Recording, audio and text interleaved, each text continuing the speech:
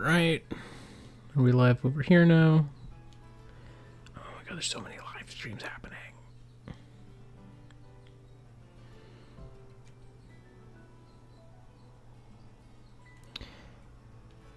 Alright. I have officially gone live. Cool. Alrighty. So, welcome back to the Pokemon Violet Wonderlocke. It has been a little while because I was away last weekend. Last stream we got to MEDALI, where we're going to be able to fight Larry. That said, my team probably is going to want to be at least level 30 across the board for this gym, so we need to evolve both Venus and Clodsire, because right now they are unevolved. Or not unevolved, underleveled. And Venus here is unevolved.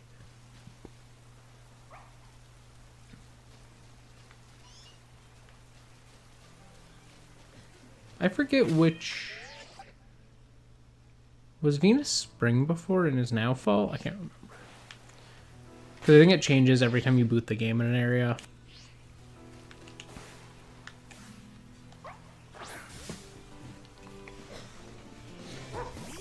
Yeah, so I'm just going to do some quick leveling before the gym, and we'll go from there.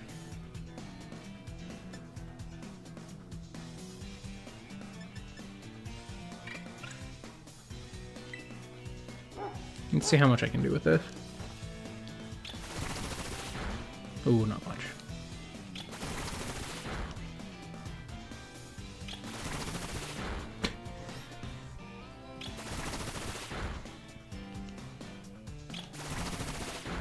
Yeah, that thing's defense is pretty high. I'm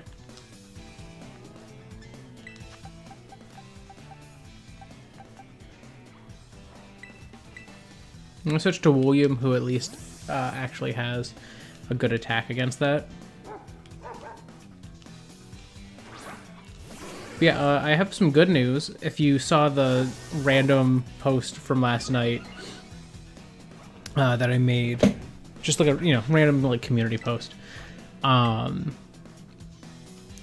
The video I've been working on, the reason that no more Fakemon from the Fakemon type challenge have shown up is because I was working on a video.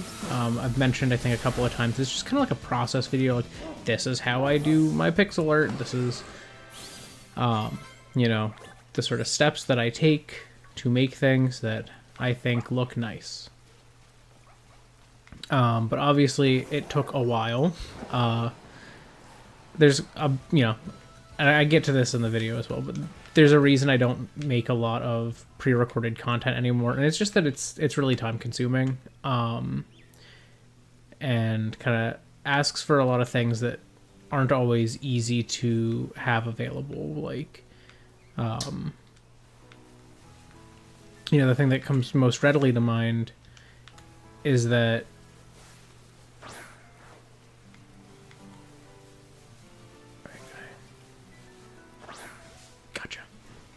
the thing that comes most readily to mind is that with pre-recorded content, I kind of have like a higher standard of audio quality. So I have to have like good, quiet time, like some time that is decently quiet. There's not a lot of background noise going on. And that's not always the easiest thing to get.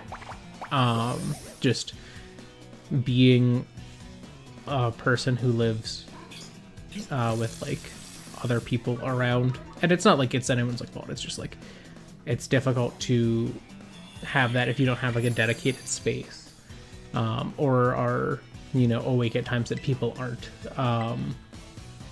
The way I did it way back when.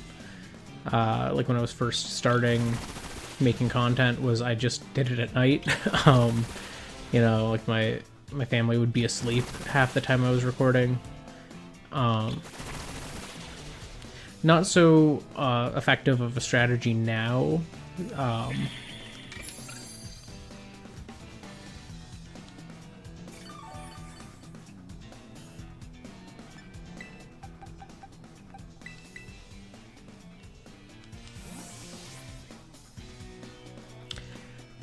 But, you know,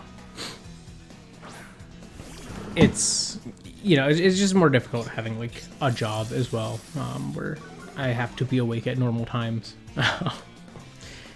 But, you know, with streams, I have, like, a lower standard of audio quality. Like, I'm not sitting there and editing the audio of my live stream after the fact. Like, it sounds how it sounds, and I try to get it to sound as good as it can. But at the end of the day, it's not like a huge concern, like if there's a little background noise or, you know, as long as it's not like super loud or super distracting or anything, you know.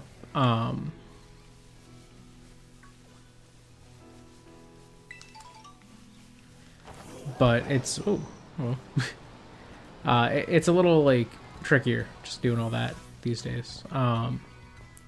So for the past couple months, it's been trying to find times where I could record. And when a time would come up that I was like, oh, I can record, I would be forgetting that there was like something going on then. It's like, oh, I'll have some time. No, I won't actually. I won't have time. So it was like a lot of just like trying to find time, and just by sheer bad luck, not finding as much time as I was hoping for.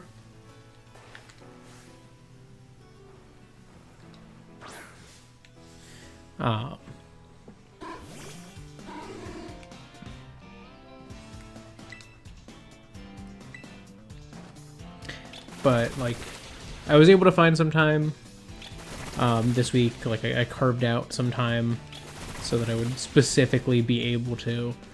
And then I edited my video together, and another case of my bad luck with these types of things is after I, you know, had everything ready to go, I was like, okay, now I just need to put some background music over it. And I start hunting for some background music. I usually like look up like extended versions of music on YouTube.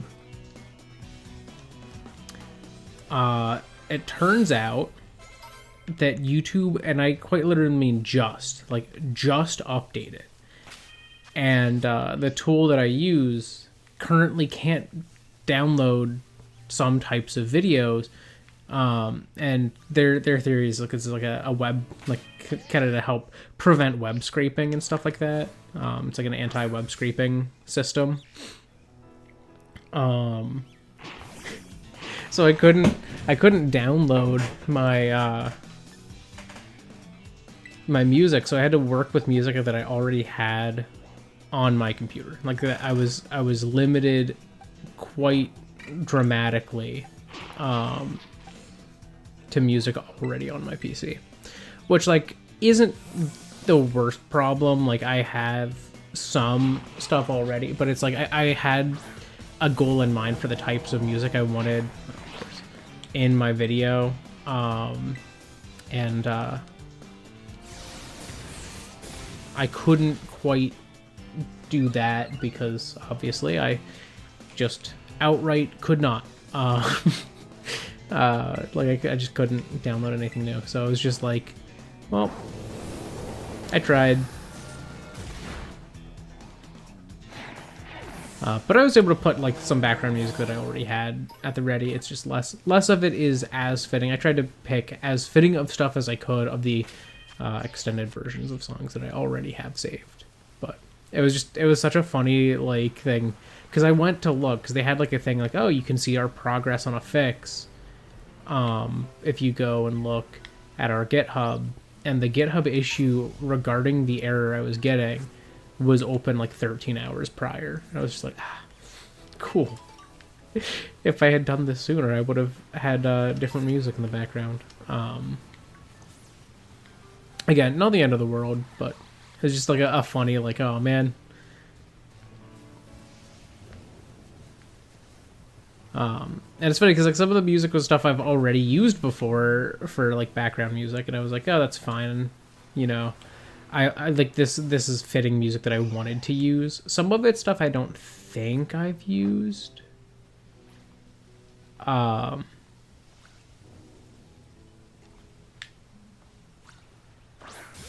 yeah, it was so funny because I'm just like, oh yeah, I'll finally be able to do it. Nope. Can't do it the way I expected to. Also, I need to...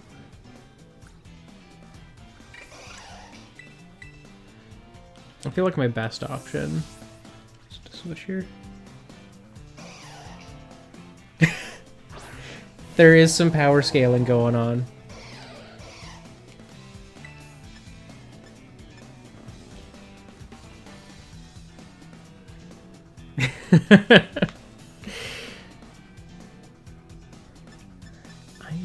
Oh, it stopped raining. Okay. Alright. Has it officially, like, is it considered to have stopped even though it was mid-turn? Yes. Awesome. Huge. Actually huge. As expected, it has a lot of fighting moves, so I'm safe.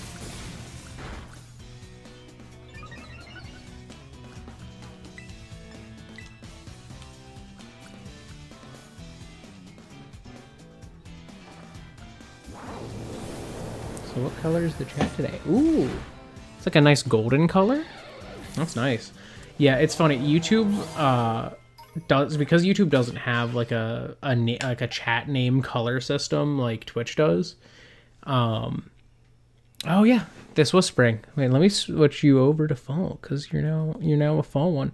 See, this is why I grabbed all versions ahead of time because I did not know which one we would need. Look at that. Easy switch. But yeah, it's I was about to say a thing. Oh yeah, because YouTube doesn't have its own like chat color system. You know, chat's just whatever. Oh, hello.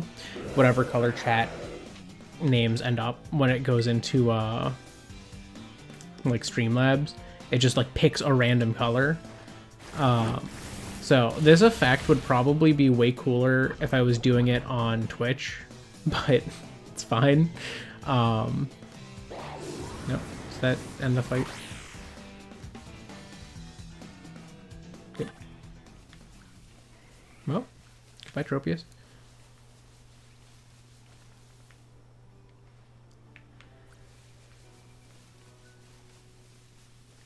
Oh, Toad School.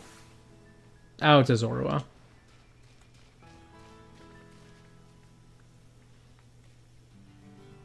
It still runs pretty quick.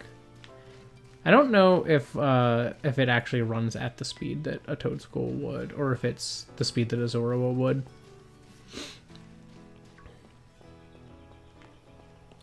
Let's see, an item. Oh. Alright, I'm gonna try to find something over here that I can take on easily enough to level up my Clodsire. Then I can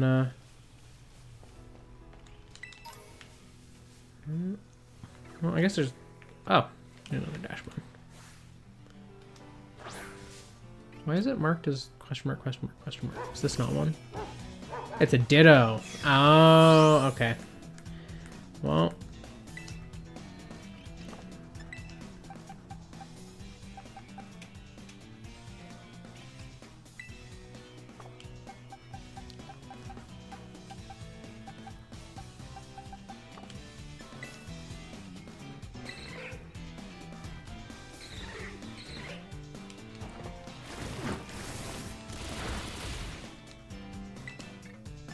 it's gonna transform before I can move.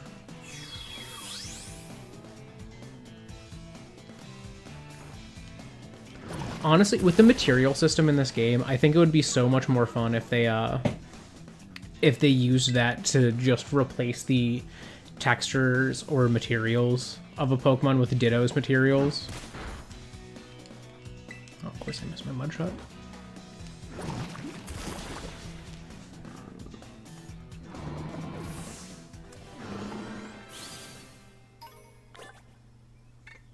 I mean, I don't think I would. I don't know. I'm not really like one of those people who's like, I need to be different than people on the internet. So if people on the internet say something good, I have to go, no, yucky. Like I'm not really like that type of a mindset. There's like a lot of people online that are, where it's like, oh, this thing's too popular and I don't like that it's popular, so that's, you know, it's not cool. I don't like it. Yeah, I'm not really one to be like that. I'm very much of the mindset, like if someone likes something and that's only an electrode, right? Yeah. I was like, I feel like I survived this, but I was forgetting that they can learn that. Well, I knew they could learn it. I was forgetting that they would know it at this level. That's more so what I was thinking, because I was like, oh, I feel like it learns that at like a much lower level, and then, you know, it gets replaced by explosion at a later level. So I was like, this is like the prime time to like fight an electrode. No, not really. But yeah, I feel like the thing I fall for the most as far as like other people's opinions influencing my own is if a lot of people are saying something is bad for a specific reason,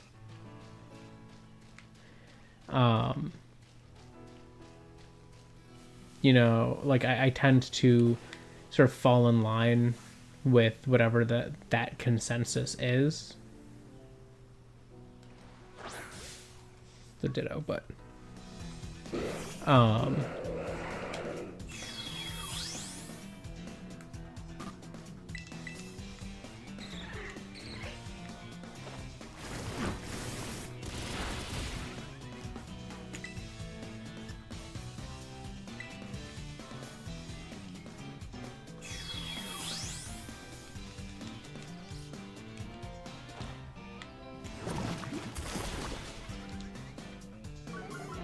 Cloudfire, it's such a fun design.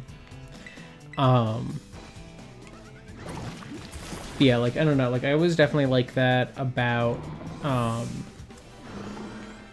not that I've even watched it, but I was about that with, like, Steven Universe, for example. Like, a lot of people had really heavily criticized it online for having, like, inconsistent art style stuff, and all sorts of, like, these, like, you know, relatively minor gripes. I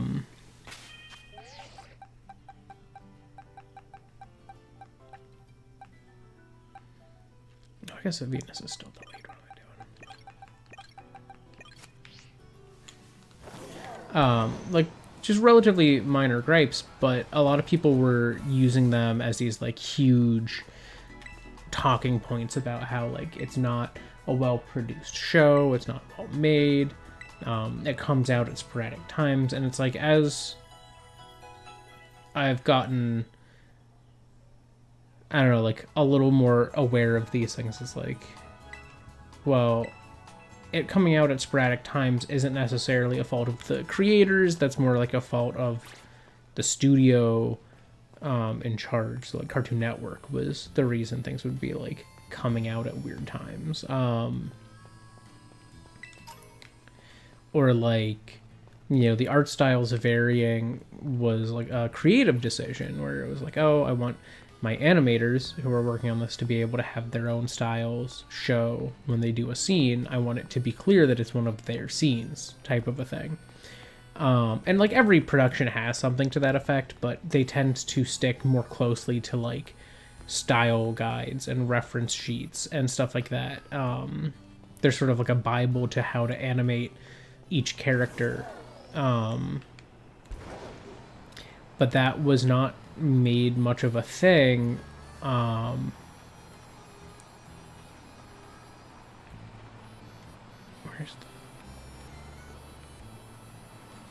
Where's the gym building? No, I walked past it. I was like, I think it's this way. But yeah, like, yeah, no, literally. But yeah, it's like a lot of shows have like these like, you know, reference Bibles of like key things like don't do this ever.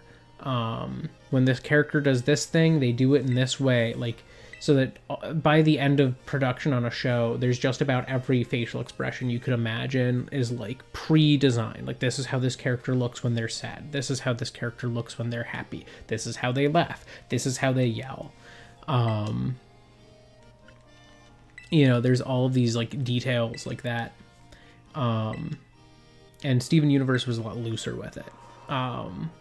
Specifically to make individual animators' works show. Also, was I supposed to follow her? I forget. I did not read the things she said.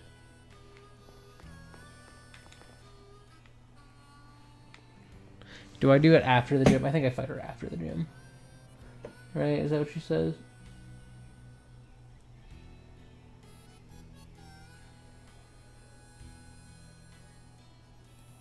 Oh, wait. She said something at the end there. I'm like rewatching what she wants to pick the right one in battle after she does that. Yeah, go ahead and take on the gym. So I do that after the gym. Okay.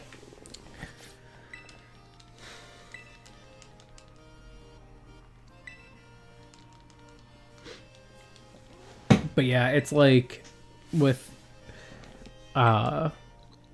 a lot of the criticisms, it was like stuff that was either out of the control of the team or that aren't necessarily a mark of an unprofessional work environment or a,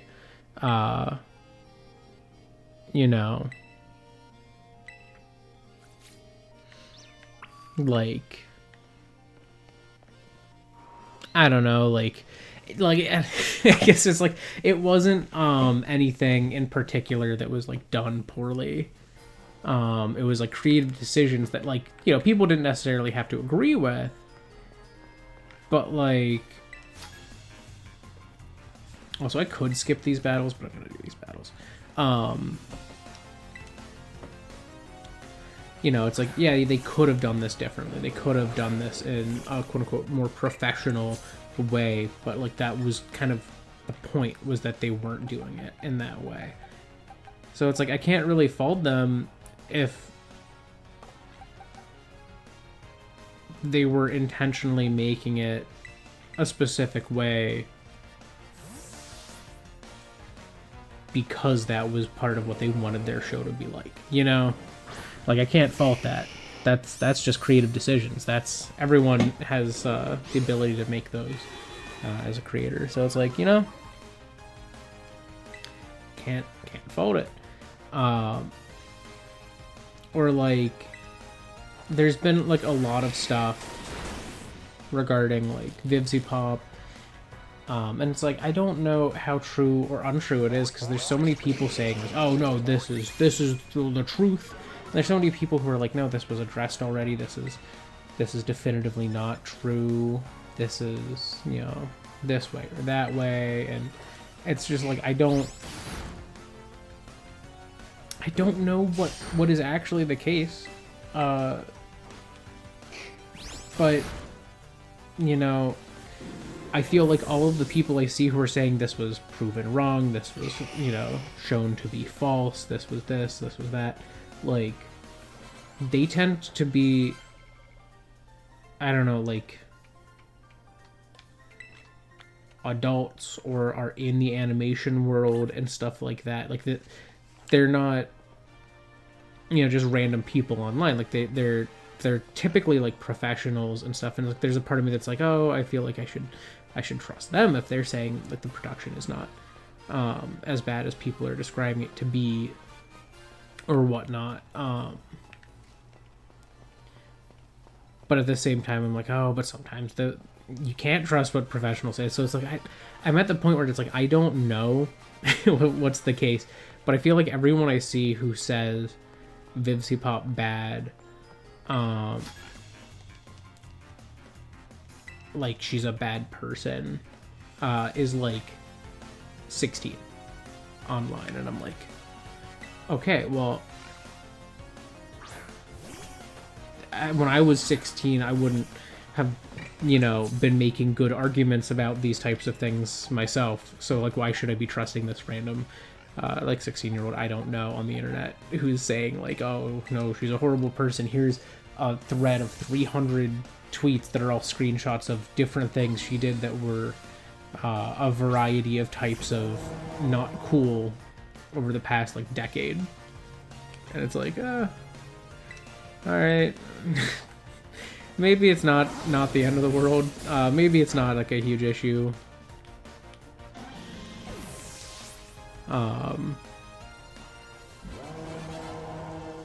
It's like, I don't know. I've gotten to the point where I'm like less concerned with all of those types of things.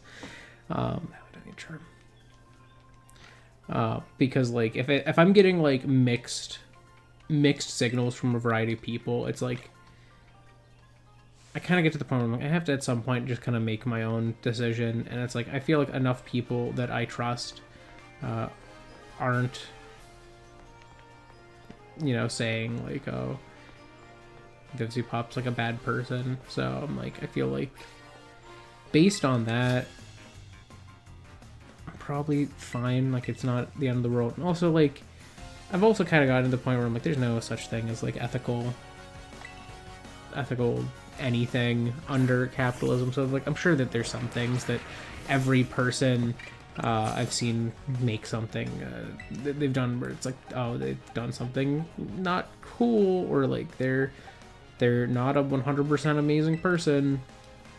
It's like there's a level to which like, yeah, that's every human, and also a level to which like any production with a bunch of people involved is going to have someone in it who I'm going to disagree with at like to a major degree. That hurt a lot, actually. I'm switching blue up. Oh no! Oh, that's oof. Yeah, I've done that too, where I'm like, isn't this person the one who's the bad person? And then it turns out like, no, the bad person was like this random person that I completely mixed the two up. Yeah.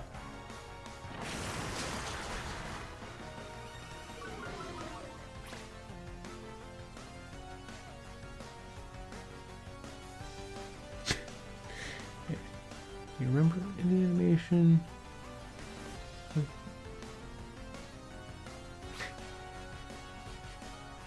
Yeah, I mean, and it's funny because like a lot of those like really old. Oh, I shouldn't have done that. I should not have used Snarl. There's a 5% chance I was gonna miss, or maybe it's 15. Oh, they have Mud Slap. That's why. Alright. Yeah, no, it doesn't really benefit me to do something different, so I'm just gonna torch. Okay, we're good. Like, I'm just gonna torch Song and hope it works.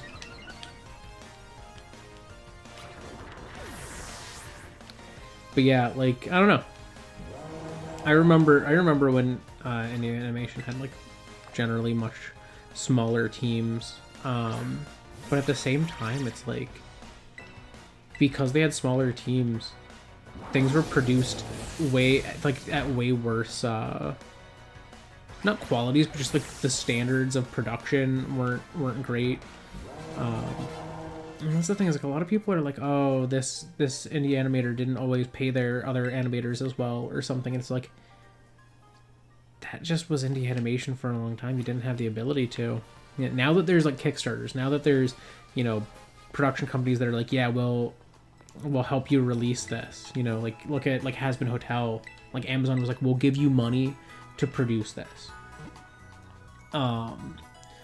Like things like Patreon, it's like with all of these new ways that they can like fund these projects, people are actually able to be paid well now, and like it's not like amazing, but you know, you're making money on it, and it's not perfect, but like, I don't know, I feel like that's a way way better thing than like it's traditionally been. I don't know, I feel like it's improved. Yeah. Yeah, that kind of tracks. Like, I think of like the animators I watched as a kid that were like indie animators for like the Newgrounds people a lot of the time. It's like I think of like Ego Raptor and Rubber Ninja. Now he just goes by Rubber Ross. But like I think of like those two, or like Oni NG.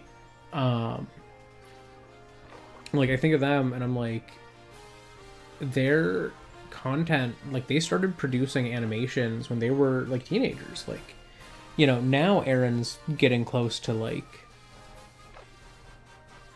you know, like he's like in his late 30s, but it's like he's been doing this for so long. He started when he was like 18 on Newgrounds as far as I know, or like at least on like some platforms he was like just turning 18.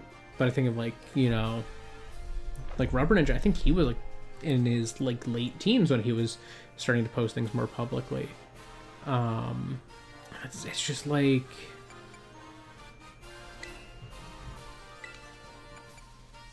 isn't it large?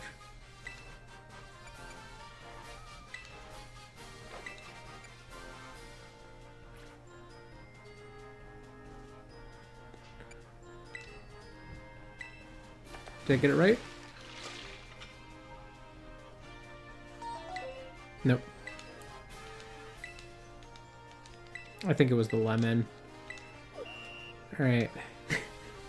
Gonna do it again. I think I had everything but lemon. I think it was supposed to be lemon. Alright, because it's grilled rice balls. I think it's large.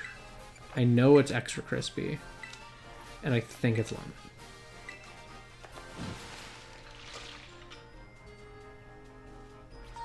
No, dang it. Alright. Is it medium?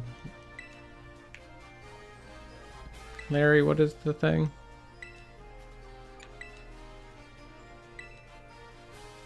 Okay, it was lemon. Alright.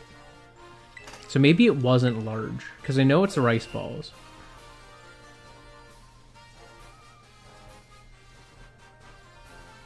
So it's rice balls. I'll have a medium serving. Fire Blast, lemon. There it is. Okay, it wasn't large. That's all it was.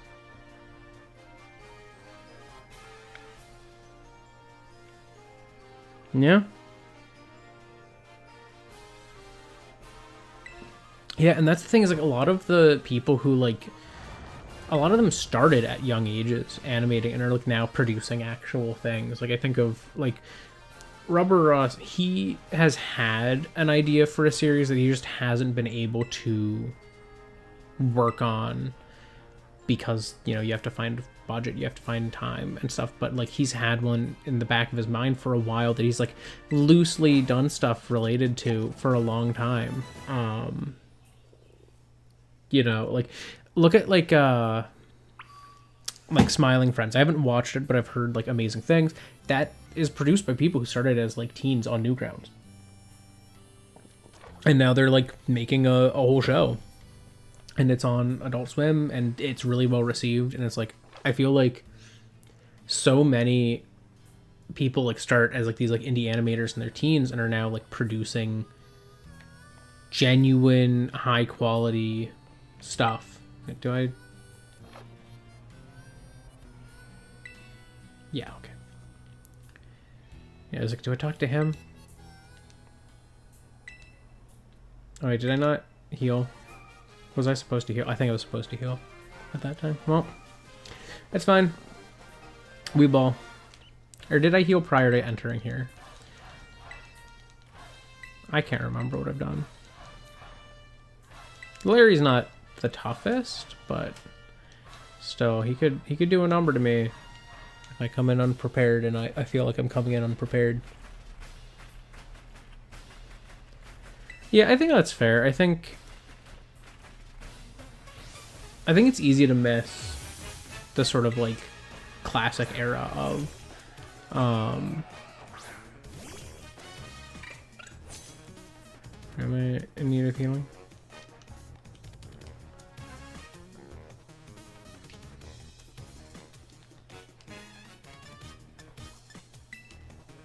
Oh no, my team's healed. Okay, I'm fine.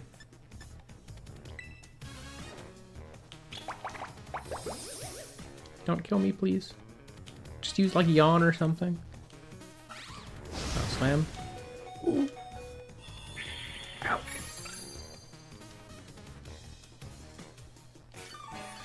But yeah, I don't know. Like, I feel like this current era is a pretty good one, as far as like indie animation goes, because like the new people are coming up with like really off the wall and creative ideas. The like sort of old heads of online indie animation are like actually like successful professionals in the field now. You know, I look at a really good example is I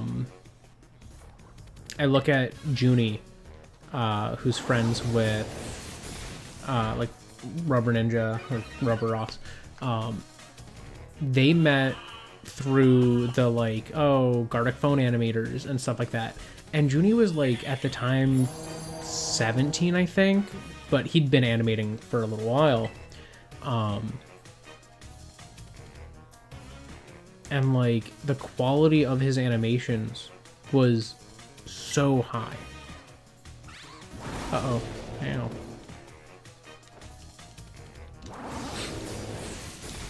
That hurt.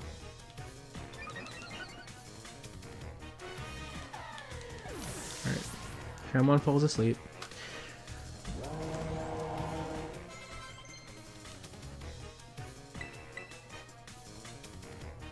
Hyper voice.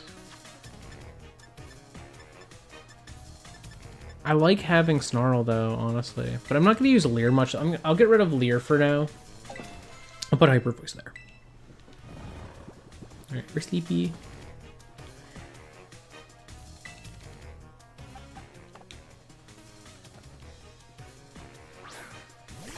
I feel like if he has a move that hurts me, it's like Dig. So what I'm gonna do this turn, do I have like a full restore at all? I do have 2. I'll try it. I'll go for it. It's not like he's using Glare this turn, you know?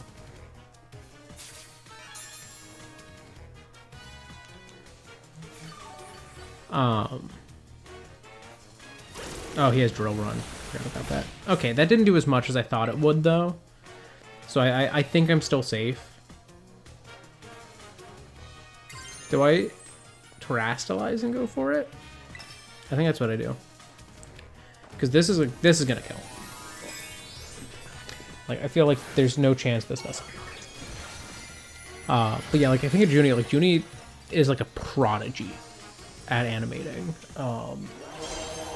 Like he is so talented and like came on relatively young to this team, like this group of people who were like doing these Gartic phone animations where a lot of them have been animating a lot longer. They're all like in their 20s to 30s. And then this like 17-year-old comes in and does these crazy effects animations, crazy like action animations, like always every frame of his that was his, you knew it was his because it was like so good. And then now he's like working on actual anime, like doing some animation for them, which like that's like a crazy pipeline to me. Like the you know, going from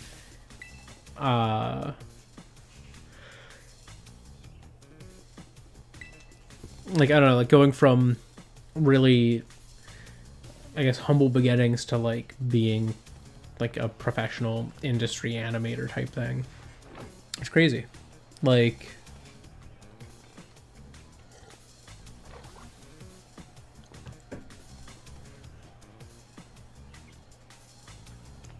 yeah.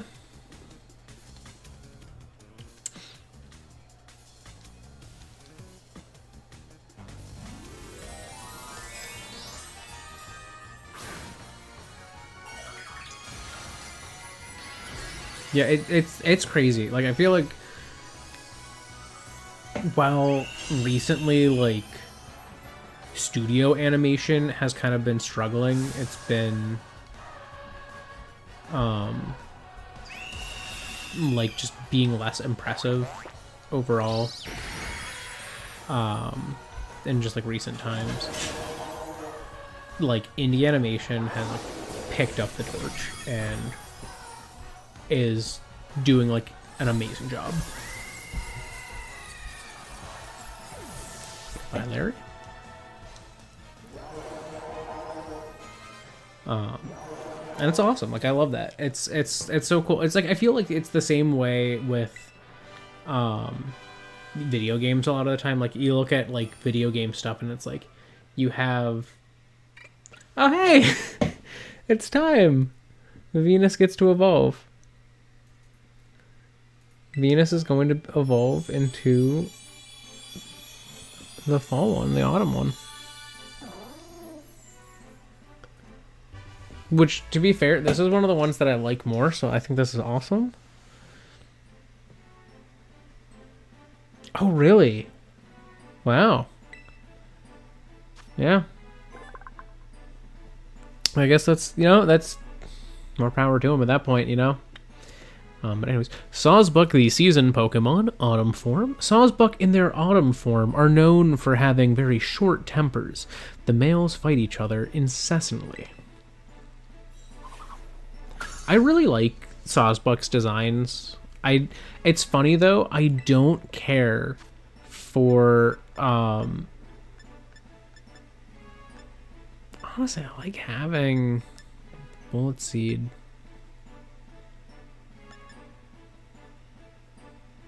And the loaded dice. Yeah, I'm not gonna go Hornleech on this one. But I don't know, I really like this line. I think it's funny, my least favorite is probably one of the more popular ones. I think the most popular versions of Sawsbuck are Spring and Summer. My favorite is Summer, but then I would say I still like Autumn and Winter. I don't care much for the Spring one. I feel like the Spring one would be more satisfying to me if there were like more blooms. And like there is something nice to like it's like a kind of like sparse aesthetic, but you have these like little pink blossoms on it. But I don't know, I feel like my favorites are definitely the ones that have either foliage or that are like more different. Like the winter one has like the winter coat that like comes up around its head. They just look really cool. It's battle time. Battle time.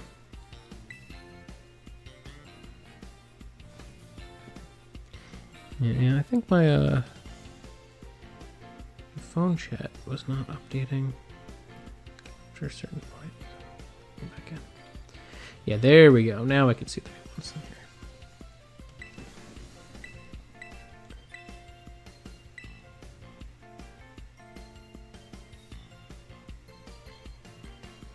Mm-hmm. Yep. I have heard at the very least of like BFDI.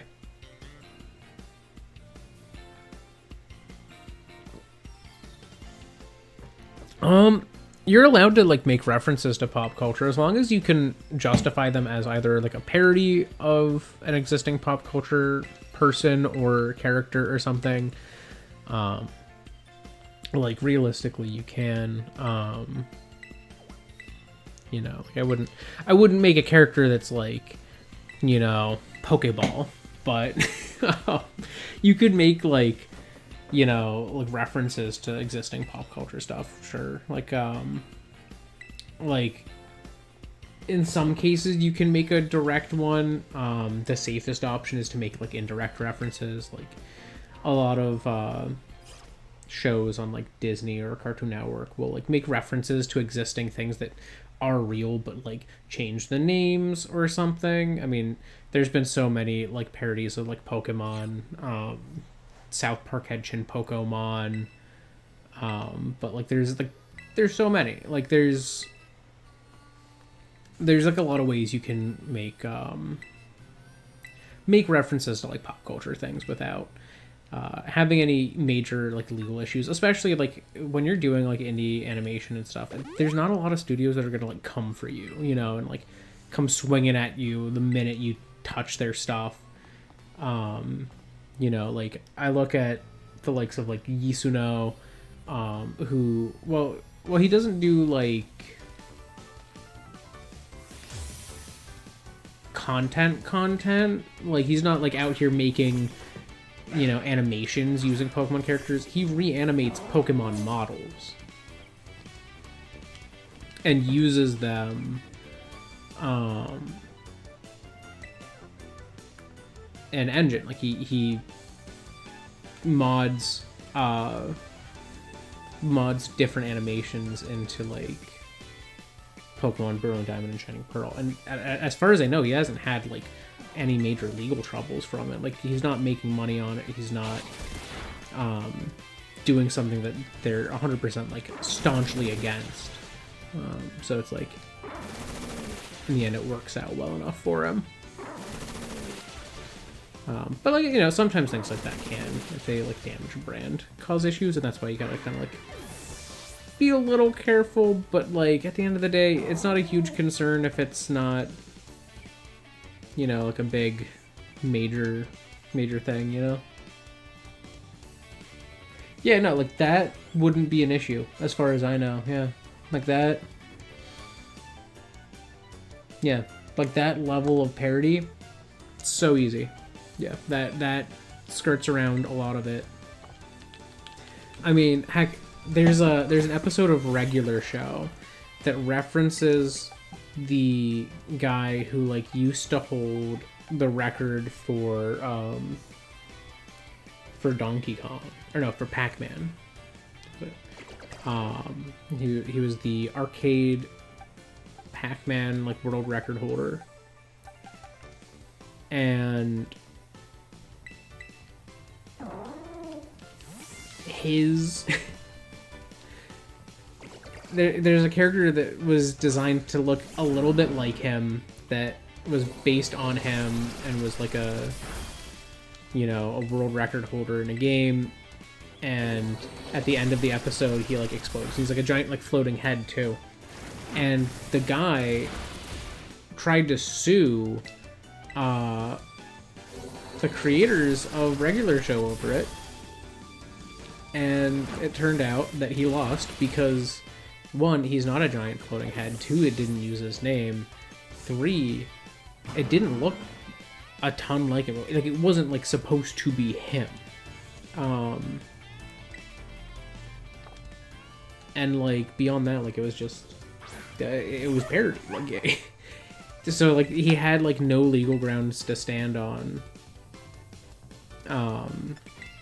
If he wanted to like try to sue, basically. And so they were like, no, you don't win this case. Sorry, Buckaroo, you're not winning this one.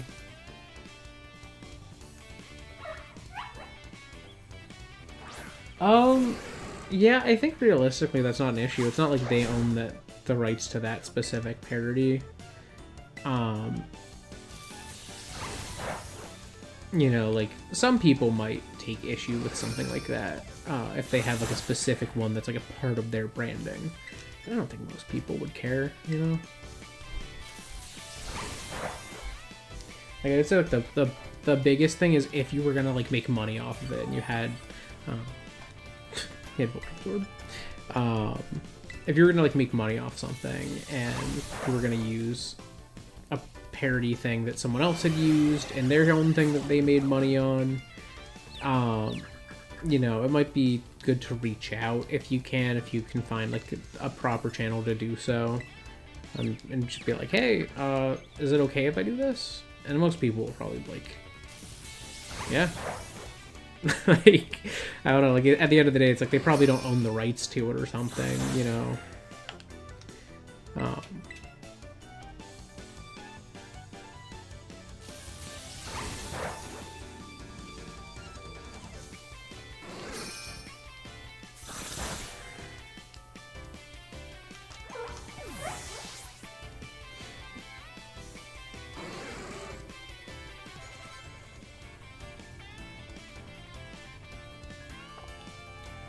so she's gonna send in Quaffle Ball.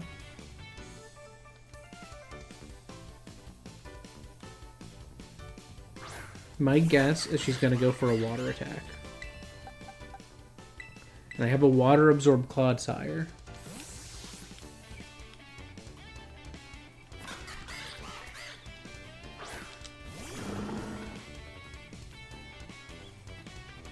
Yeah, because she's gonna terastallize. So it's like there's a chance she could go for a fighting attack, but I feel like she heals me.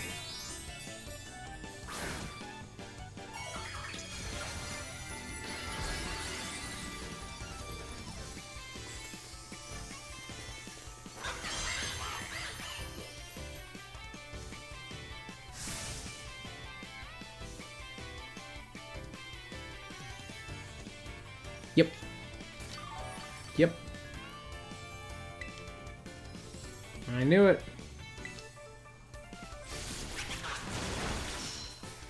Yeah, now she's gonna hit me with Air Slash. That's probably her only good move against me. And it's not a particularly good one. Like, don't get me wrong, it can cause me to flinch, but it's like... the damage output isn't that crazy.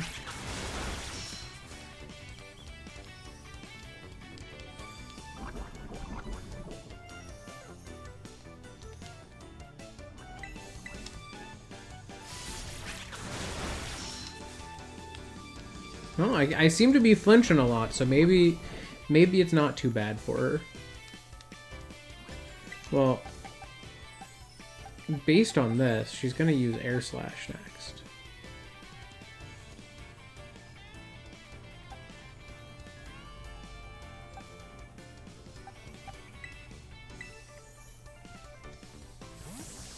So if I switch to a fire type, she's gonna hit me with Air Slash. And then I can switch back and she's gonna Aqua Step again. Oh, she missed. Poison does its thing.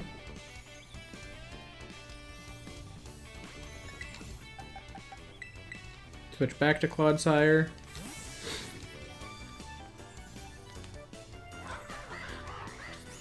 Gonna bait the Aqua Step. Yep. I heal. Poison does its thing. And then she's gonna Air Slash this turn, but I can use... Oh, I flinch again. But I think even if she was to crit me, I still win. Yeah. Now I land it.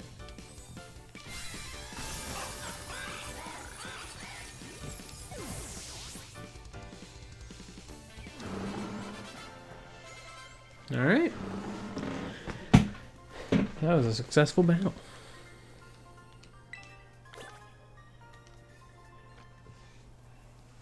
Alright, so what comes next? What's the next? What's next for me? Oh, okay. Another gem.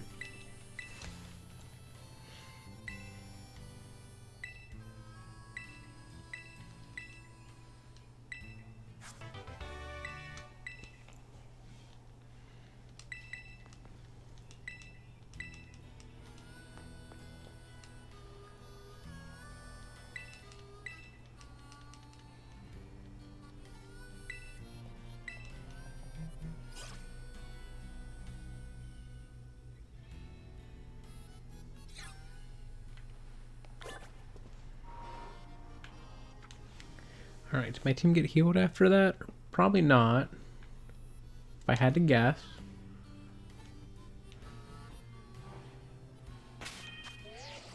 No, I did actually. Oh. Well, that's nice. Yeah, so I do have to get my Glaciato Mountain thing. How do I check profile?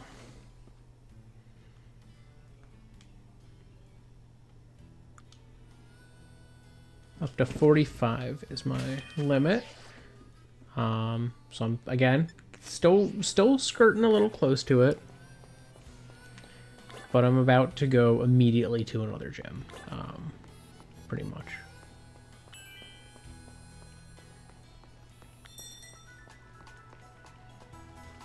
So, yeah, next is this gym.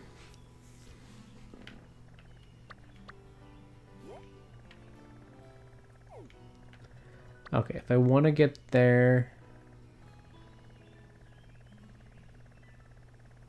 Looks like the best path is left.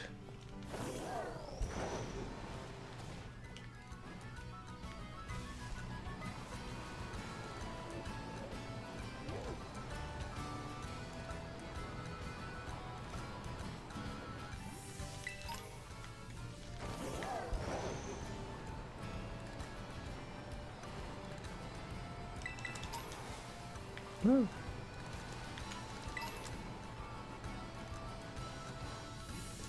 Ah, he's scary.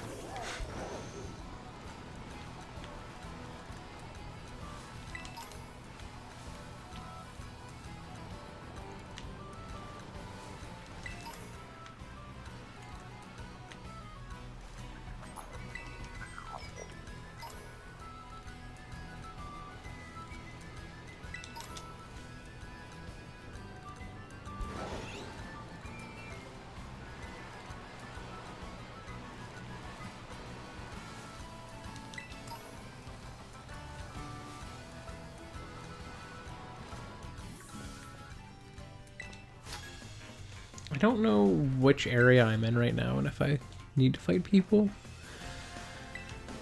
So I'll fight like this dude.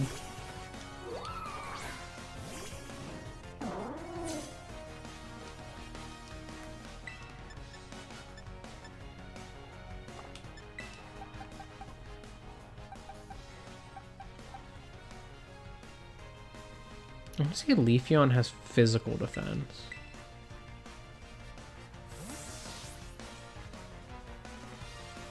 Yeah, no, I think you'd be fine to do that. As long as it's not like a major branded thing, like you're probably fine to do whatever with that.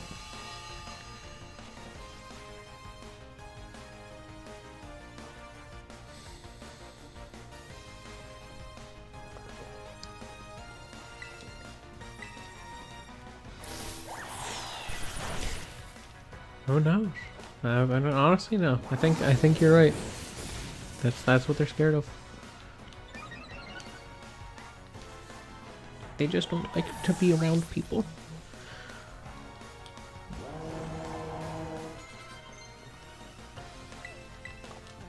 I don't need that.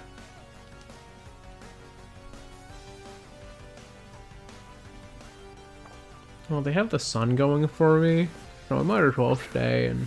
Well, I mean, I have to stay anyways, but I might as well not switch after I stay and just go for sun here. Yeah, I feel like that just kills.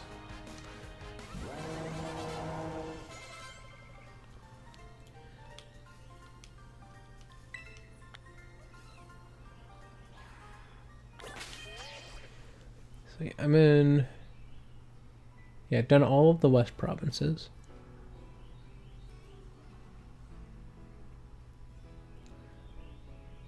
See if Glaciado Mountain is my next point.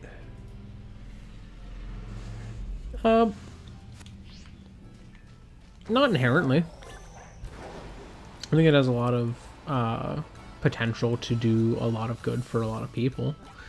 I don't trust that any of the corporations using it are doing so with that intention, and I think that a lot of people are sort of looking at it as more of a way to like replace people than to aid people, because they think that replacing people and aiding people are the same thing a lot of the time. Wait, when did I am I officially on the mountain now?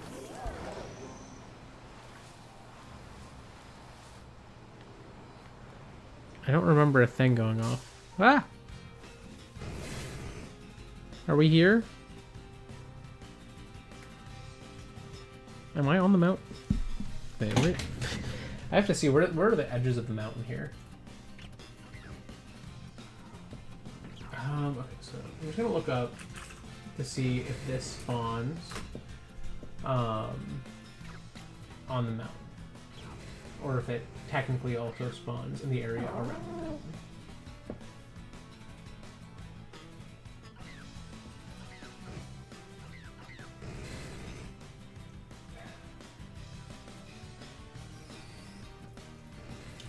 Why am I seeing it here if you say that's not where it is?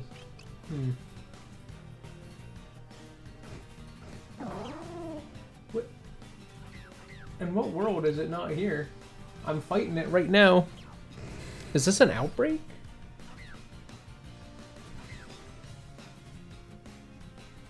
Maybe it's an outbreak. Why are you here?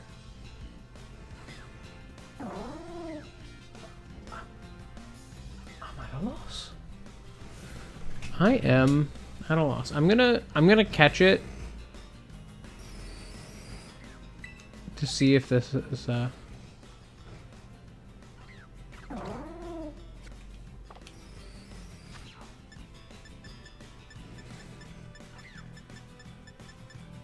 so confused. Like, why are you here?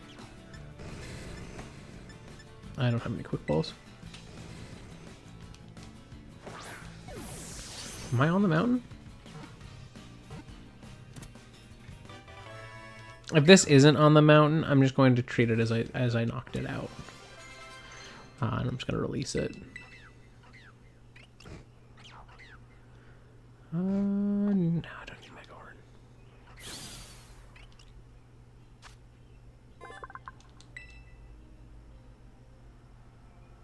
Not yet. Oh no, I did catch it here. Okay, that counts. All right. I was just on the mountain and I didn't realize I was already there. I did not realize it had started.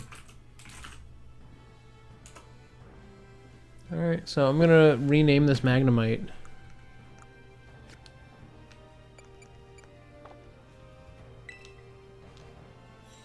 There has to be an outbreak here or something, because like, why is there a Magnemite and Magneton? And well, hello.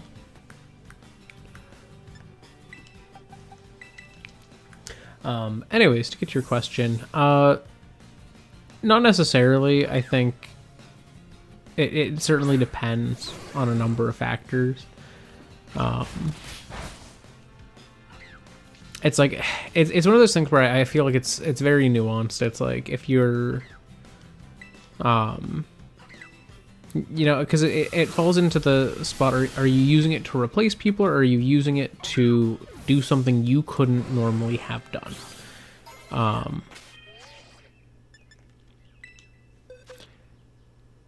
Which is kind of a hard thing to answer sometimes.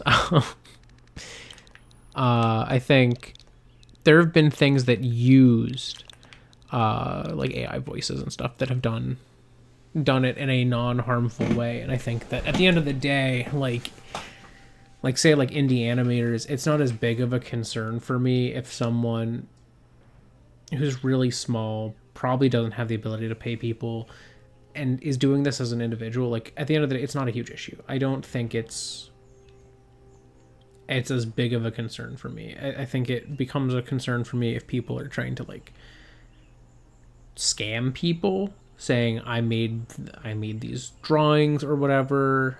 You know, people who are like trying to take work from existing like artists or animators or whatever.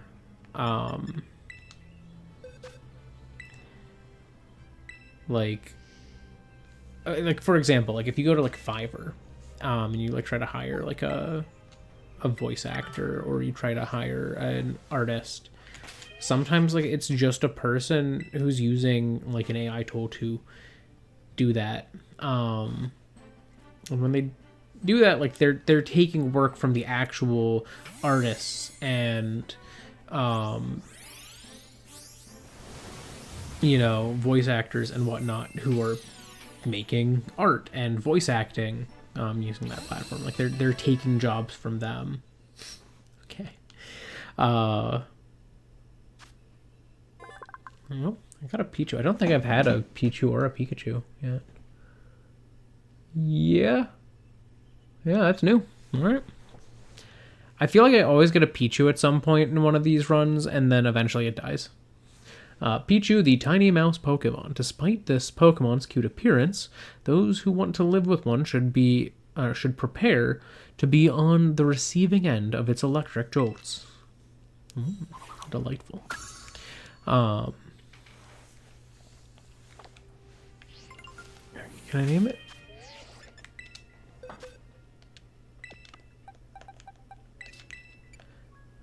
No, I can't. It's a German Pichu.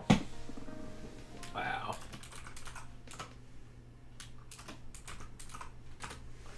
Well, Pichu it is. I mean, at the end of the day, not really. You know, it's a nuanced thing. I think it depends on someone's means. Like I look at it like a lot like I look at things like piracy of movies and games. It's like if someone has the means to have gotten a game through like legal channels and has had the ability to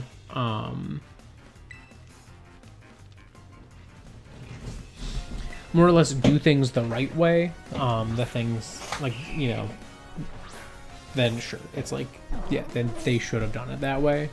If someone doesn't have the means to do it in a specific way, I'm less concerned with it. I know that there's a lot of artists who are very, very staunchly against it at just about all costs. And I think it depends on a few factors, and I think the biggest one is how you present it. Are you telling people that you are voicing these characters when you're using AI voices? If you're not telling people you're voicing them and you're doing it completely acknowledging that it's AI, completely without the intention of making money, you know, at the end of the day, it's not the biggest issue. I wouldn't care. There's probably going to be some people who would, but when it comes to like AI's misuse, the larger concern revolves around corporations, companies, you know. Like if Nintendo was to drop a game and the art for it was clearly AI generated, like say like a Splatoon 4 gets announced tomorrow. Please don't. It's not time yet. But like, you know, if they were to do something like that,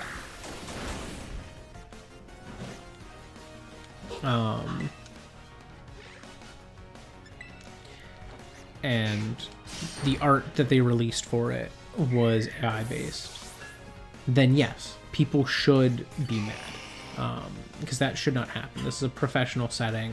They should be hiring a professional to make art at a professional level for their professional production. You know, like I think something like that, it's like there is no forgiveness that I have.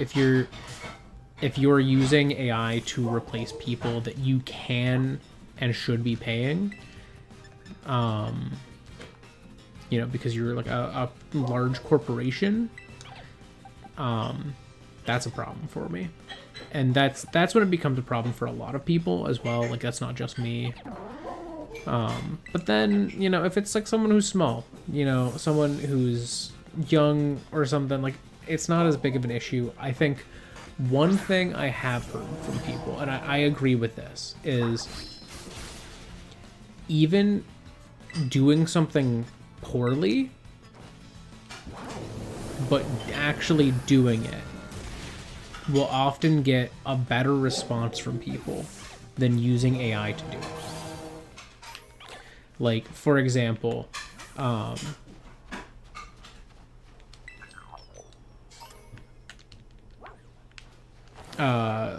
like as an example, voice acting something yourself and doing a bad job with it will have a level of appreciation that people would have for it that they would not have for it if it was AI based. You know, animating something yourself, drawing something yourself, voicing something yourself will always get, from people who actually matter, a better response. From people whose opinions matter, it will get a better response. You know, like I've seen like the random things where it's like, oh, presidents with AI voices go to the beach or something, and it's like, those are funny, but oh my god, would it be so much funnier if instead of just an AI trained on their actual voices, it was a voice actor kind of caricaturing their voices and making it goofy, making it silly, making it work in a way that the AI can't, you know? So it's like, I think that's one thing where it's like, from an artistic standpoint, from a creative standpoint, it will always be better if someone does something themselves. But like, it's not the end of the world if someone uses AI to do something and they're like a random individual, you know? I've used AI for my own like personal means in the past. So this one doesn't seem to have a guy. There's got to be one on the mountain that has a guy, and it's probably this one. Unless it's this one, it's probably the one near the gem, right? I'm gonna try to go to the northern one. We'll see. So is there... No, they're just here. Why are they just here? It literally said that Magnemite does not spawn here. It only spawns over here. I'm so confused. Why are you here? Why are you spawning here, Magnemite and Magneton? Is it just wrong on CRB, maybe?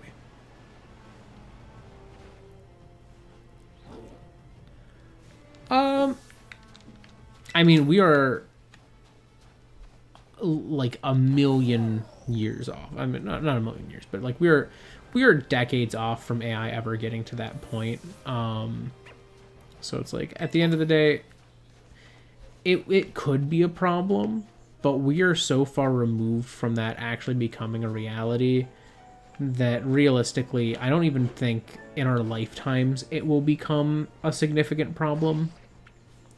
Because the biggest thing to remember is that the current AI models that exist, one, the name is a bit disingenuous. It's using a much looser definition of AI than a lot of people do. Because a lot of people... Oh, I'm in North Province Area 3. Oh. I was not expecting that to be a new area. Well, this is what I found, so this is what I'm going to try to catch. I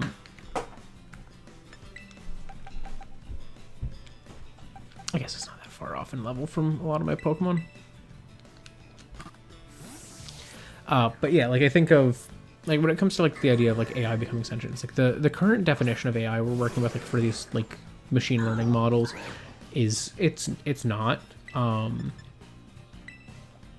A key thing to remember is that AI as it currently works does not know what it's doing. It is not aware of it. There is no thought behind it.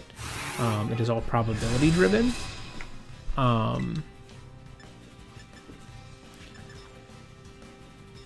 So like at the end of the day, there is nothing that gets output by ChatGPT, by a voice model, by a visual model. Like none of them, it's never done with intention. And people often describe things as if it does have intention, and that's just the nature of humans. We anthropomorphize things all the time. We do the same with these AI systems. And now it is technically AI. Like, don't get me wrong, it is AI. But AI is a much broader thing than a lot of people know.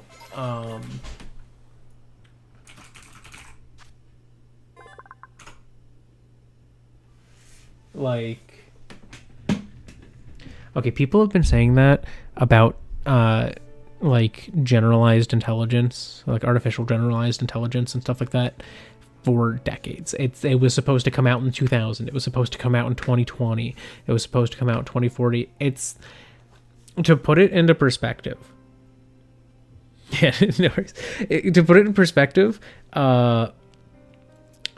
one way I heard it put by someone who had specifically had a discussion with my professor who taught my AI class in college, is that, because I didn't have this conversation one-on-one with her, but one of my friends did. How far off are we from generalized intelligence? And the way she put it was that if you wanted to make a computer that was at a human level of intelligence, currently the size would be larger than our solar system. With the number of connections and nodes and stuff, everything we're working with right now is equivalent to like the tiniest chunk of any animal's brain. Because if you look at how machine learning is typically done, it's using neural networks. Neural networks are a bunch of interconnected computers. So like my computer, another person's computer, all interconnected.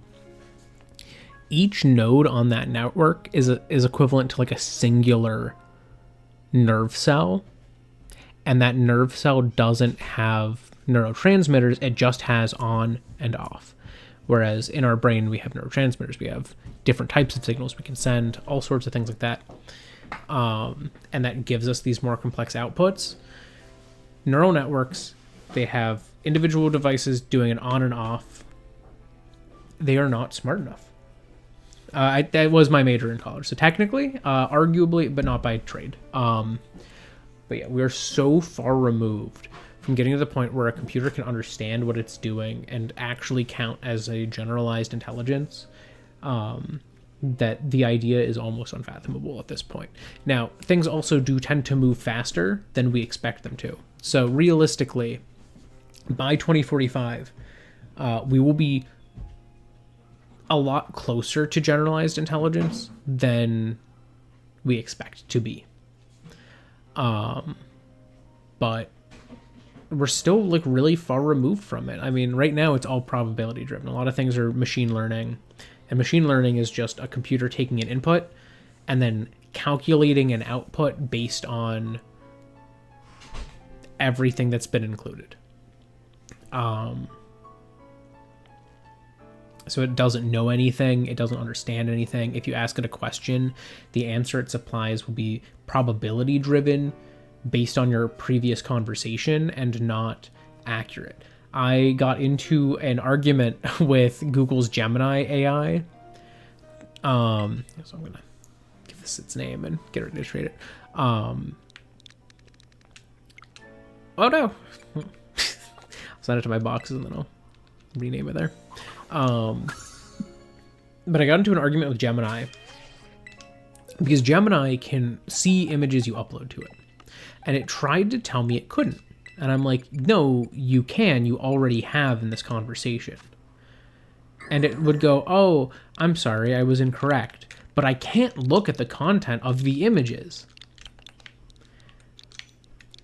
Which is untrue because it's using computer vision models to get information on the images.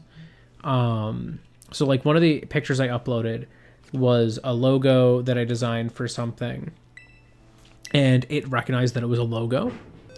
It recognized the colors in the logo, and it could almost read the words.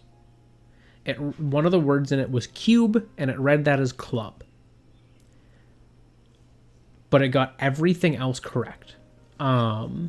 It was able to identify the words in the image, the colors in the image, and that it was a logo. When I gave it an image of a chipmunk eating a grape, it was a picture I took several years back, it was able to recognize that it was a chipmunk and that it was eating a grape. It got the color of the grape wrong, it got the size of the grape wrong, so it doesn't have a fundamental understanding of what it's looking at, but it's able to identify pieces and explain what it's seeing. So it identified chipmunk, it identified grape, it identified that it was how it was sitting. Like it got the posing right, but it got some aspects wrong, which is to be expected. It's a learning language model. It's not a it's not like an actual thing that's meant to be identifying every aspect of an image. That's not its function. But then I sent it another image. I sent it an image of a cicada emerging from its molt. And when I sent it that, it said,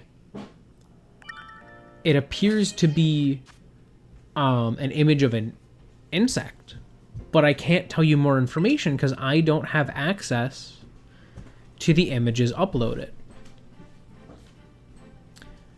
And I was like, what do you mean you don't have access to the images uploaded? You just looked at them.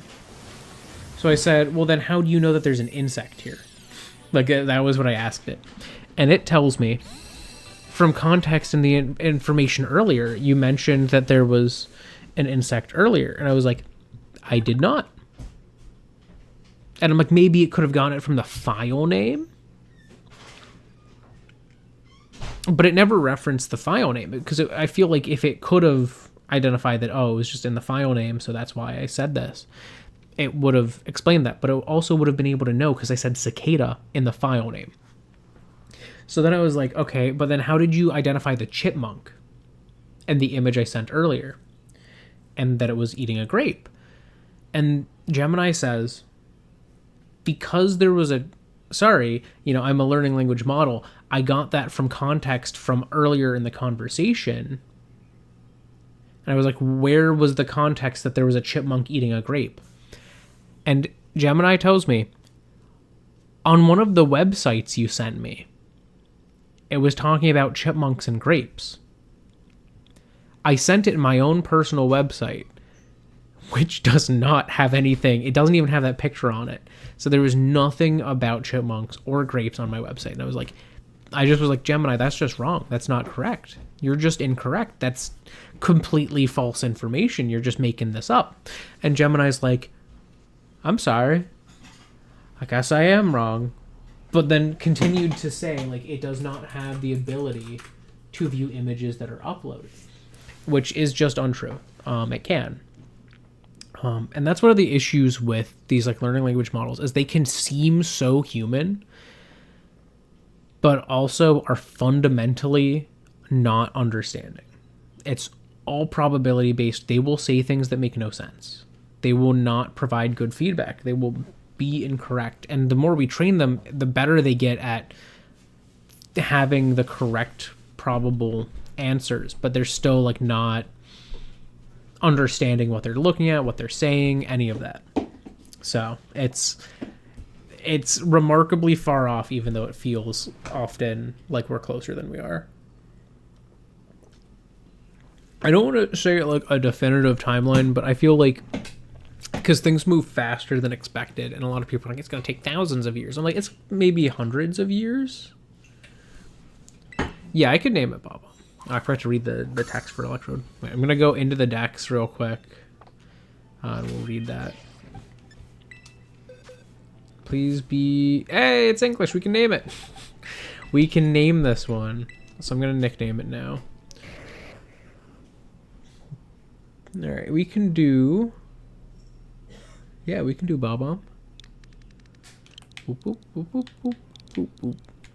Bob... what's the capitalization of Bob-Omb? And I'm gonna look this up. Bob-Omb is lowercase om. Okay. Bob-Omb.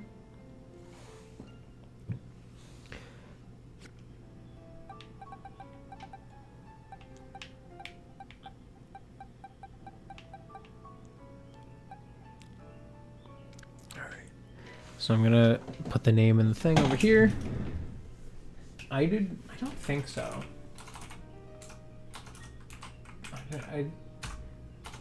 I feel like I have not, but I also see a lot of things on the internet that I don't know what they are, so there's a chance it randomly popped up in one of my feeds. But this guy is talking about, yeah, the northern province. So it is the one at the gym, I think. The one at the gym is where I'd have to go to heal in this area.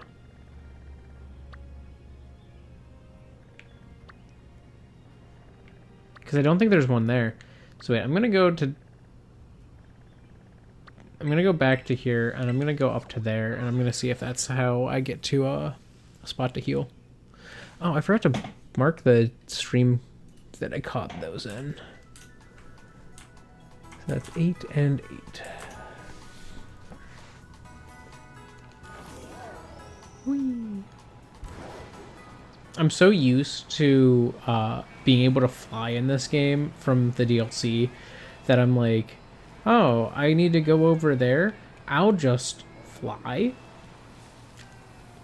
I'll just go to this spot and fly. And I'm like, I can't fly. I can't take the straight path. I have to take the, you know, the paths that are here for me to take. You know, like they exist for a reason. Okay, but now I know I am on the mountain. So this guy will count. Ah, this lady will count. This person will count. Hello, Toadstool.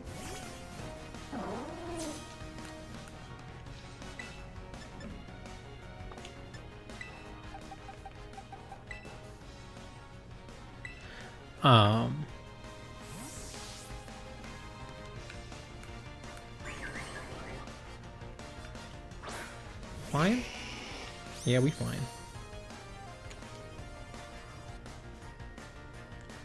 Wow, you can really get up in there and you can see the scales now.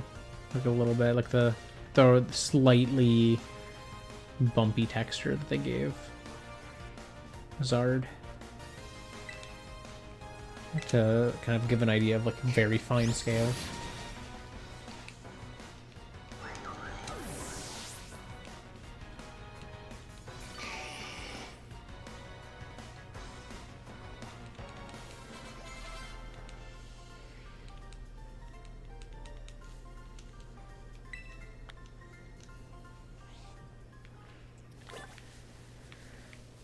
Alright, I need to continue going up. So I guess I keep zigzagging. Seems to be the way I'm supposed to go. Sort of zigzag path. Is this a slope that I can do this on? Too steep.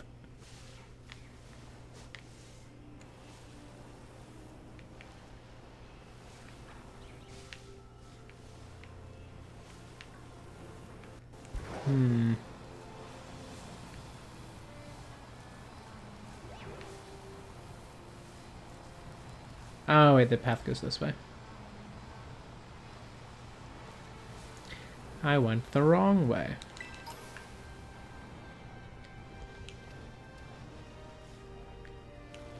Okay, if I turn around, I can do this here.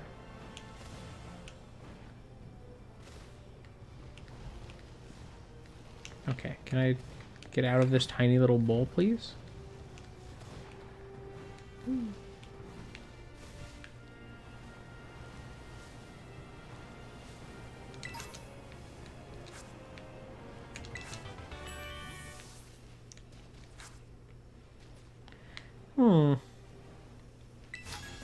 The perfect plane to train indeed.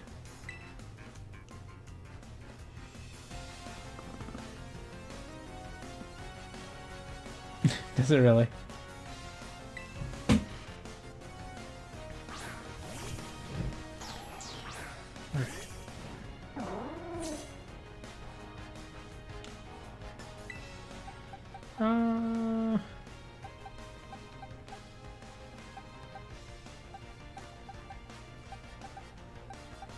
Somebody on my team, like my mods on my team, were getting to such a high level. Like, I just got the thing and I'm already, like, brushing up against the level cap again.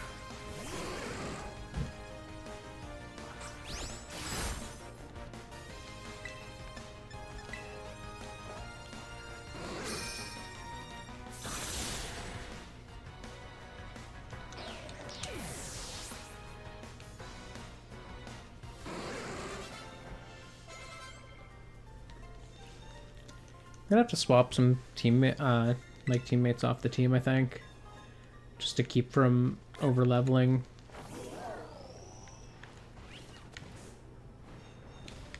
Oh, hey.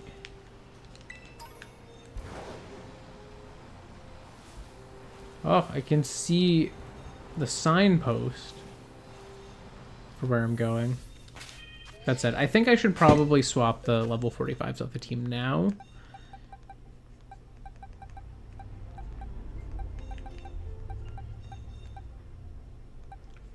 So, all right, who should I swap? Actually, we can keep some of the overleveled ones on the team, but we shouldn't keep all of them. So, who are we swapping?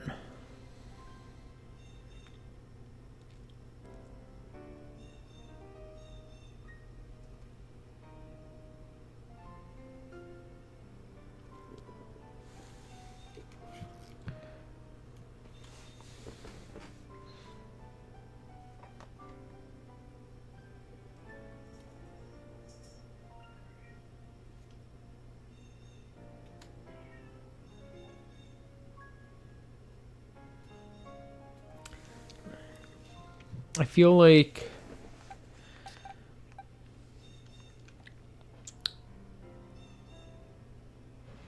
I should swap Monforge off. Monforge has been a long-standing member of the team. But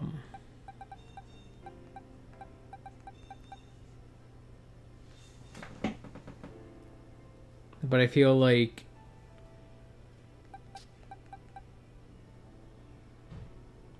I don't know. I feel like he doesn't really need to be here right now.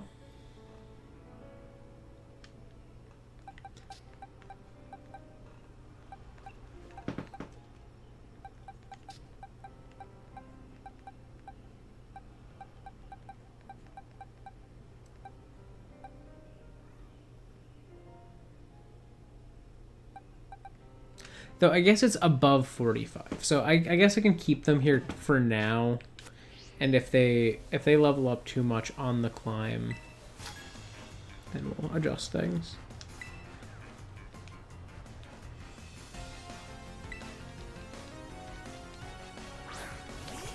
I'm jumping the gun a little bit. I need to.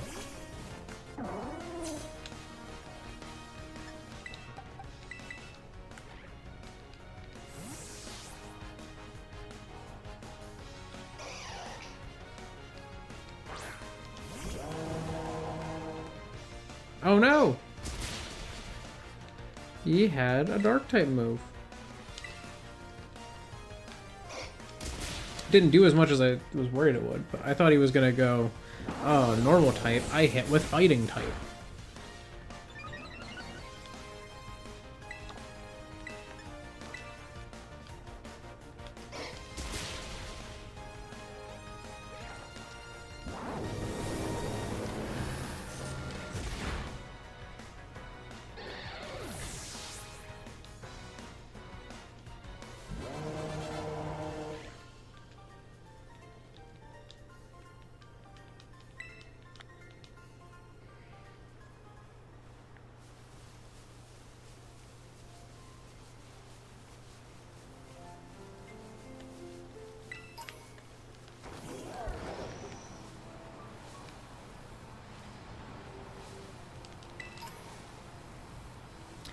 So I am getting close to when I'm going to need to end this. So I'm going to try to get there as quickly as possible.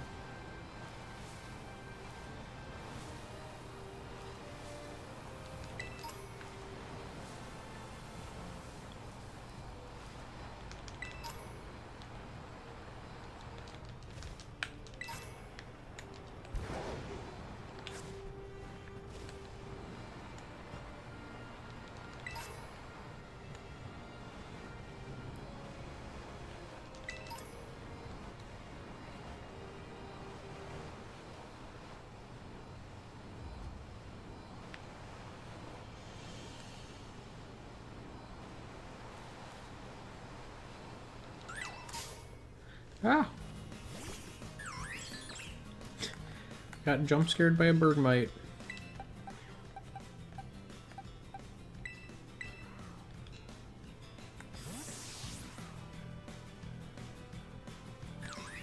I mean, I feel like, based on what I understand of 4-4.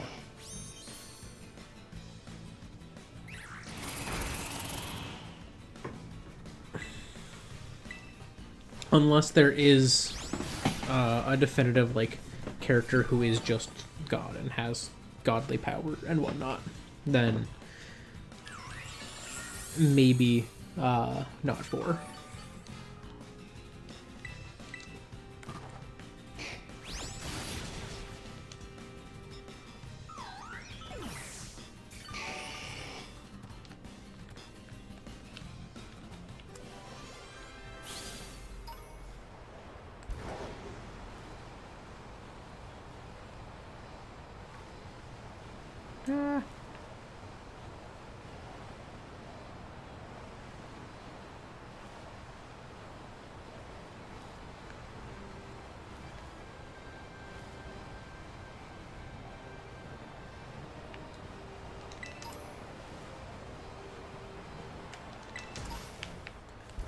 Okay.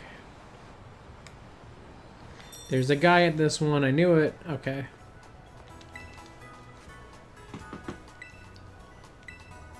I have to get 10. I have to find 4 more people to beat up. Okay, I mean, I can do that. I just was not expecting to have to find 4 more. Oh.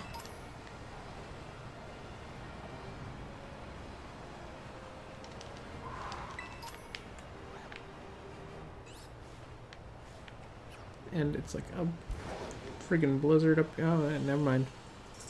As soon as I complained about the weather, it changed. Aha! A guy.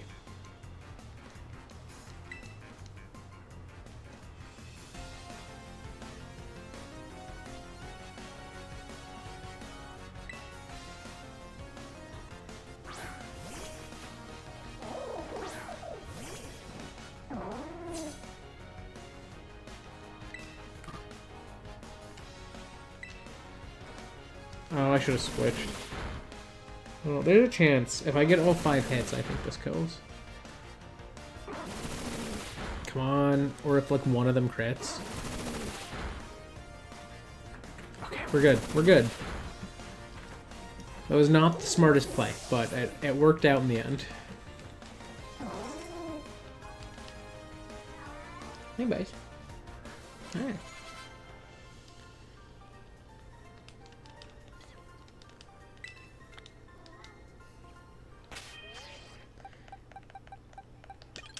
Cloudsire's new team lead. What? What are you asking for?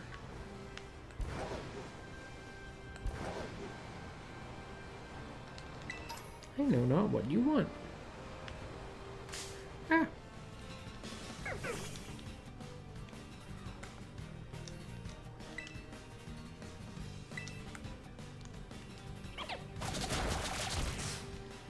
Okay, thank you for that.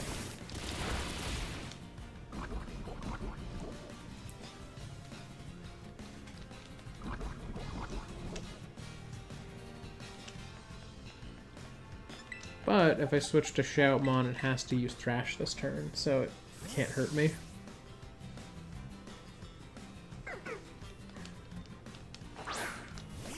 I think that also ends its Thrash. It confuses it. Yep.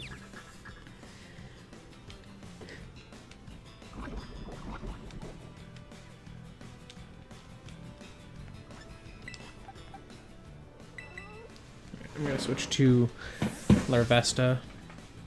Would you like help? You gonna jump? Oh, good job. Good job. That was a good jump.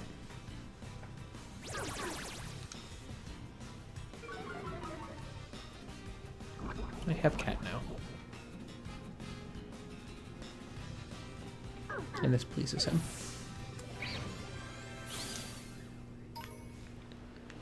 Alright, there's gotta be... Oh, come on. Little jump scare dogs.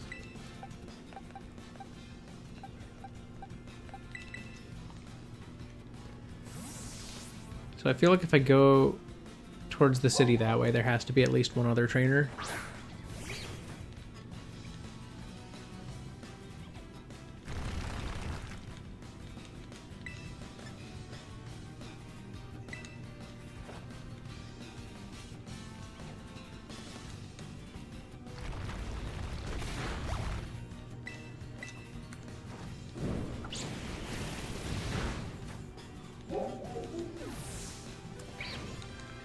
Alright. So I'm gonna start going down.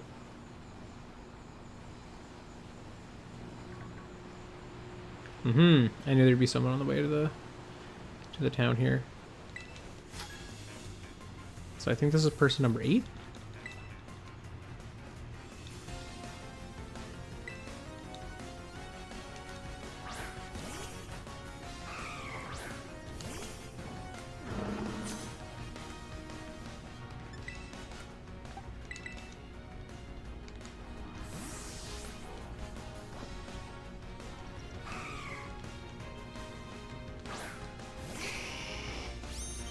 Wow. What a distance I could see into.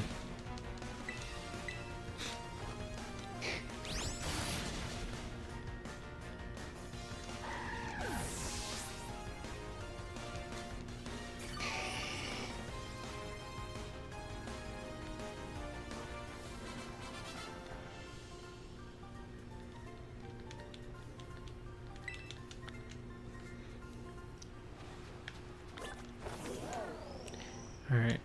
Anybody else going up this way?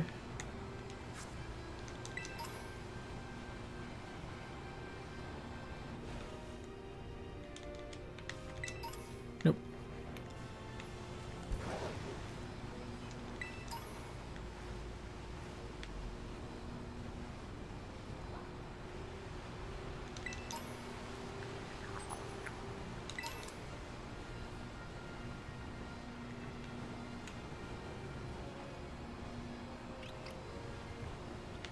Came from there, so if I go this way... Oh, I thought you were an item. I got bamboozled.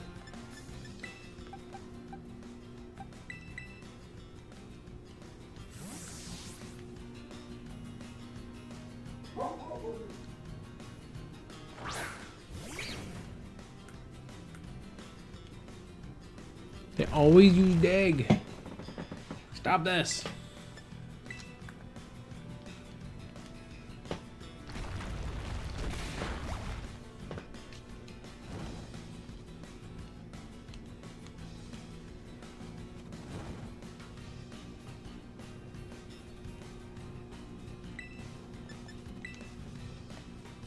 Nope. Oh, wonderful. They're using dig again.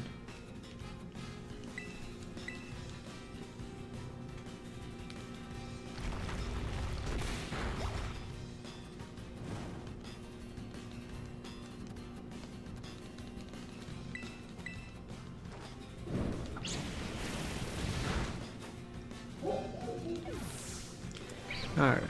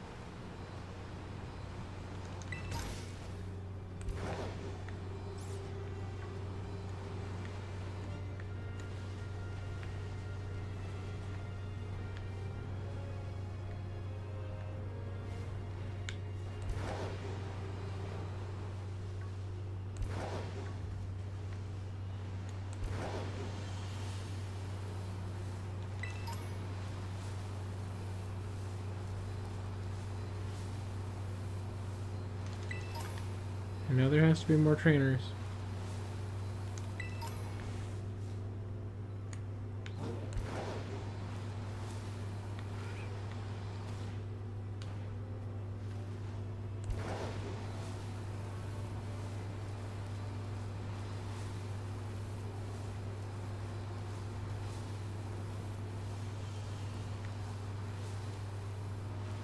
Did I find this guy? Oh, I already did. Okay. Well, if I go...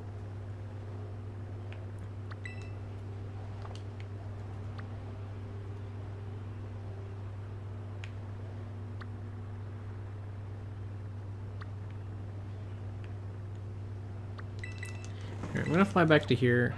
I'm just gonna see how many more I need to fight, and then I'm gonna go to,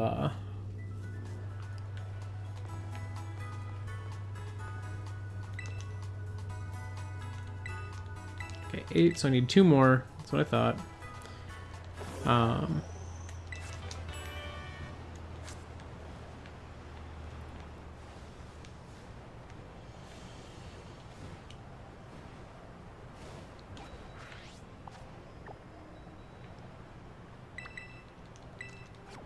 I'm gonna go over to here, and I'm gonna see if there was anyone on the path leading up to here that I hadn't fought. Because I think there were. But there's also probably some people over here. Yeah. Yeah, this is where everyone is at. This is where I lost people.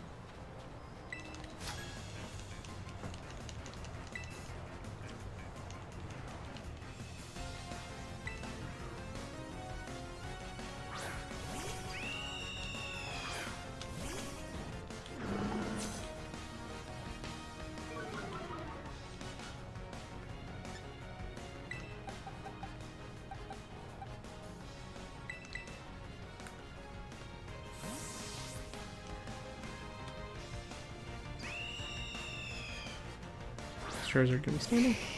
No, flying. Okay.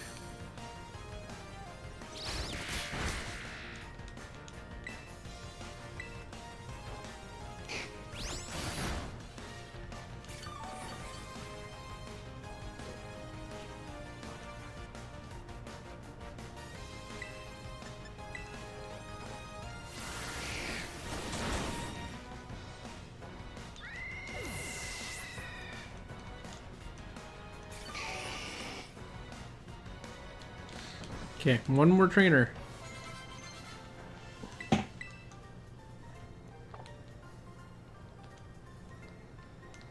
But Monforge is officially no longer listening to me. We have surpassed the level cap on that end. I see a person. You there.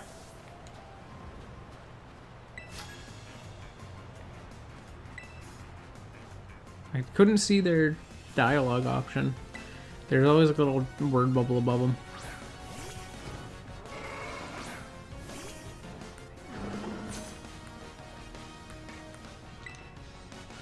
Ooh, they have 3.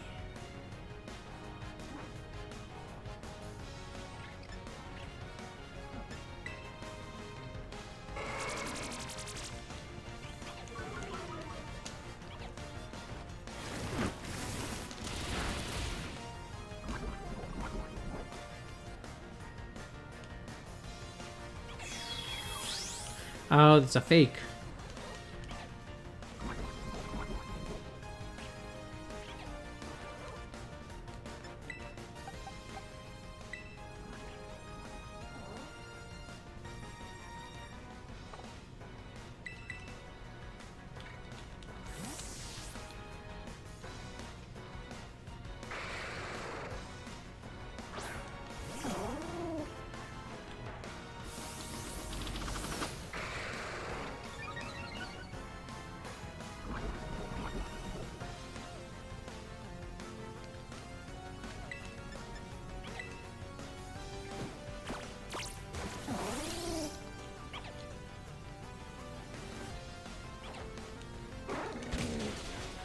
Double kick takes it out.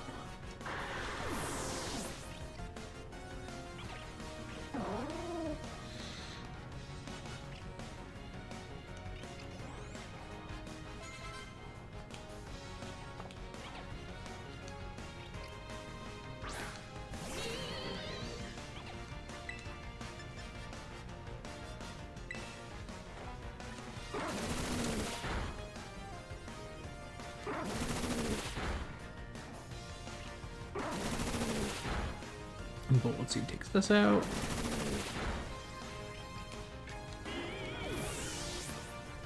And then all that's left is the Water Tauros, which I can take out with Bullet Seed very easily.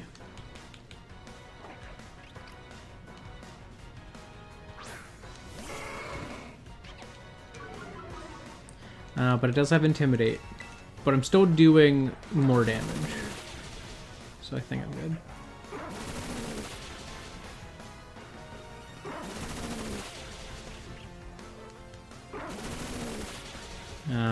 Didn't get 4 hits. Or didn't get 5 hits, rather.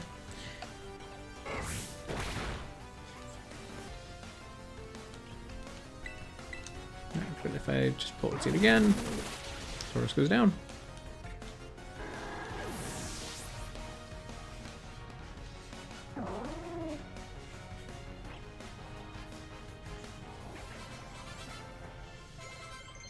Shaman's also 46, so yeah, those two do have to switch off.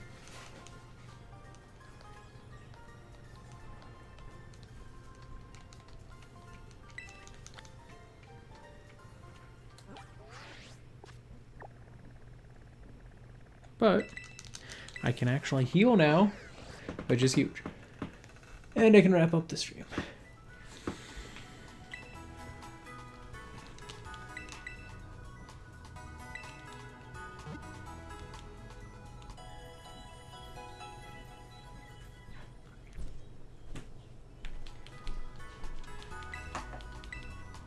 Probably have to talk to the guy to confirm first, but I'm pretty sure I'm good.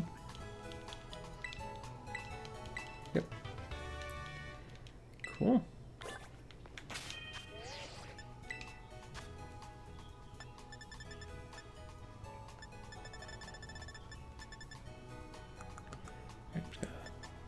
Go through all my new items.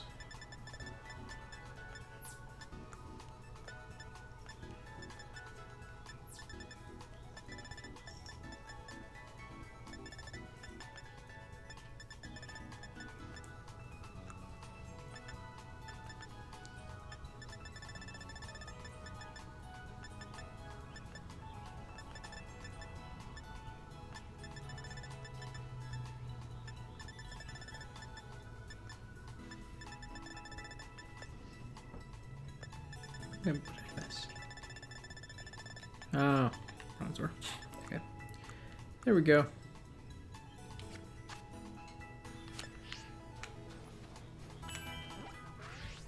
So now that I've healed, I'm gonna go back over to this gem. Well, actually, I'm closer to there from here, so I'm just gonna set up a little picnic to wrap up the stream as usual.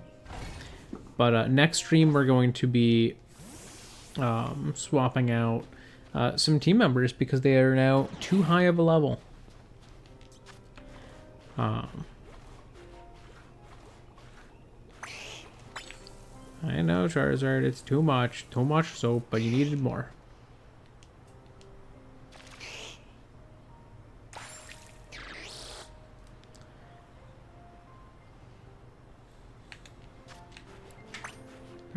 Soap on Vesta.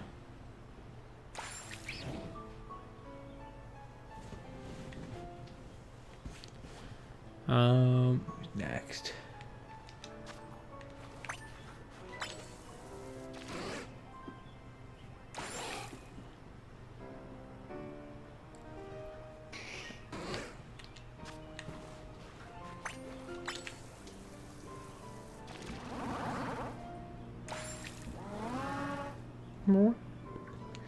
More.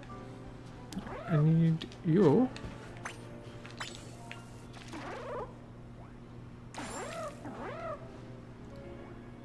And it's your turn. It's all one side of it.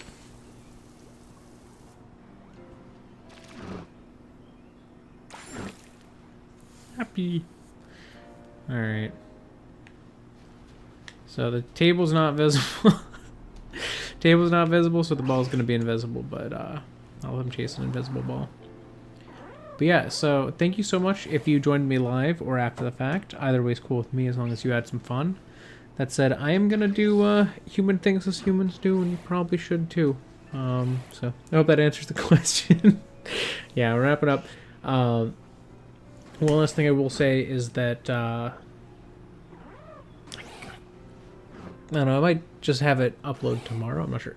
But the video that I've been working on for a little while about my spreading process will be coming out soon. Possibly tomorrow, possibly another day, depending on just what day I pick for the scheduled release. But yeah, it's going to be coming up very soon, so keep an eye out for that. Once it is scheduled, I'm going to be setting it up as a premiere, so you'll know in advance that it's coming. But yeah, that's about it. So thank you so much. Goodbye. I'm heading out. Stopping the stream.